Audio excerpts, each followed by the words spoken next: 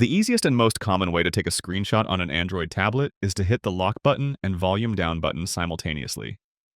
You'll see the screen flash, and shortly after, a small preview of your screenshot appears on the bottom corner. You can tap that preview to open it, or if you don't do anything, you'll find it later in your photo gallery.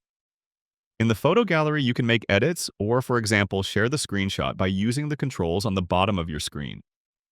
If you find it challenging to get the timing right with the side buttons, there's another easy way to take screenshots. Swipe down from the top right corner to open the quick controls. You might have a screenshot button available here on the top, and if you don't see it, you can drag and expand the view to show all the different controls. Mine doesn't have a button for screenshots, which means we'll need to add it here. First, I'll tap the little pencil icon on the top of my screen to make edits, and then tap Edit on the buttons. Now I see all the available buttons on the bottom, spread across a couple of pages.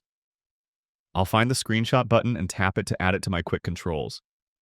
Then hit Done, and now it'll always be there available for quick screenshots. Just swipe down to open the quick controls and then press the button to take a screenshot. It might feel like you're taking a screenshot of your quick controls menu, but that menu always goes out of the way first before your screenshot is taken.